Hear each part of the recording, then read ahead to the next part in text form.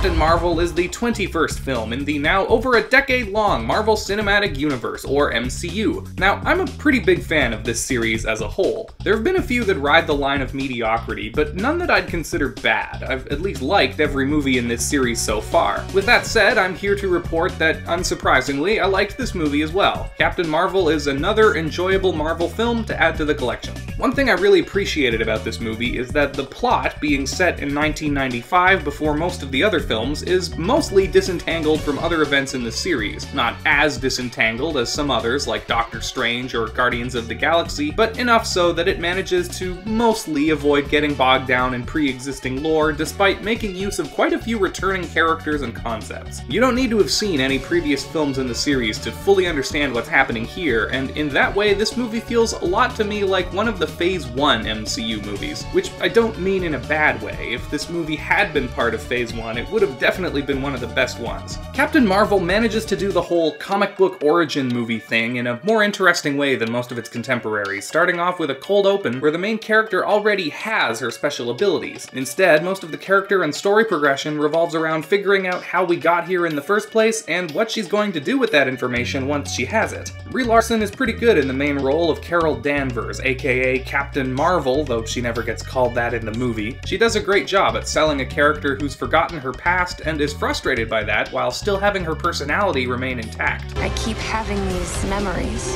I see flashes.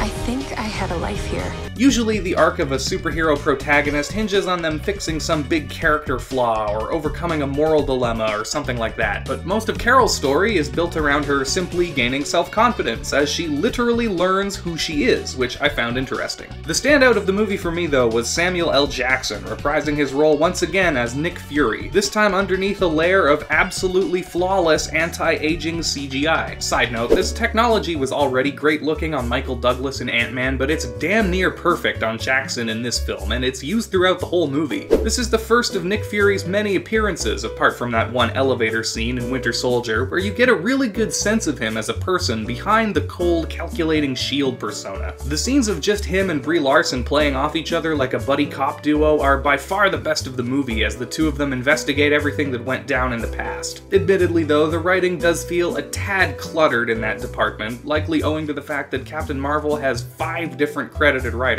While the setup in the first 2 acts is all quite strong, the third act feels like it struggles a bit to connect the dots between everything we've learned up till that point in a way that makes cohesive sense. It's hard to explain. This wasn't a deal breaker though. I tend not to be bothered by small plot-related issues like this as long as the character and story elements are properly developed, which they were. Sort of like how they got the date wrong in Spider-Man Homecoming. It's annoying to me as a nitpicky fan, but otherwise I don't really care. One area, however, where I do feel like this movie was a big step backwards for the MCU was its villains. The last few films did a great job at bucking the trend of earlier outings by including interesting villains who served to challenge audience expectations. In fact, I think the biggest disappointment for me in Captain Marvel was the fact that despite bringing back Lee Pace as Ronan the Accuser from Guardians of the Galaxy, rather than taking the opportunity to retroactively imbue him with some more character, Ronan is even more flat and forgettable here than he was in Guardians, and that's really saying something. I think that not fleshing out Ronan, or at least one of the other villains, was a huge missed opportunity, and doing so would have gone a long way towards moving Captain Marvel up from a good movie to a great one.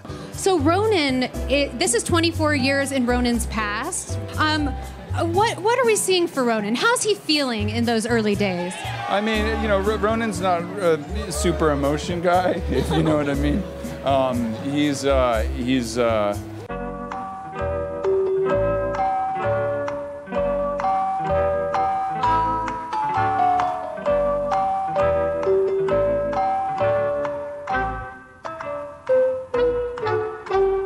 yeah, it's a much earlier version of who he is. Apart from that, I enjoyed the 90s setting, including the soundtrack. It does feel a bit like they're trying to do the same thing as Guardians of the Galaxy, only with 90s music rather than 70s, but it's appropriate, plus I like most of the songs, so it's all good. I also appreciated that the decision was made to do the Skrulls with prosthetics and makeup, rather than getting overly ambitious and trying to make them fully CGI. Some of the smaller scale action segments were a bit muddled. There were a few moments where it's kinda hard to tell who's doing what, especially since there are like 5 or 6 characters who all wear basically the same costume. But the big flashy set-piece action moments were really fun. I like Captain Marvel's power set and the different ways she can use it. I even got some Dragon Ball Z vibes on a few occasions towards the end. Overall, I think if you like the other MCU movies in general, you'll probably like Captain Marvel as well. Conversely, however, if you don't care for them, I don't think this is going to be the one that changes your mind. For what it's worth, I quite enjoyed it, and I'm looking forward to seeing how this character plays into the events of Avengers Endgame and beyond. Thanks for watching. If you liked the video, please be so kind as to hit the like button, subscribe, and ring the bell to stay up to date on new videos. I know everyone asks for that, but it really does help. In the meantime, leave a comment down below letting me know what you thought of Captain Marvel, and check out some other videos up on my channel if you enjoyed this. As always, thanks once again so much to all of you guys for watching, and take care.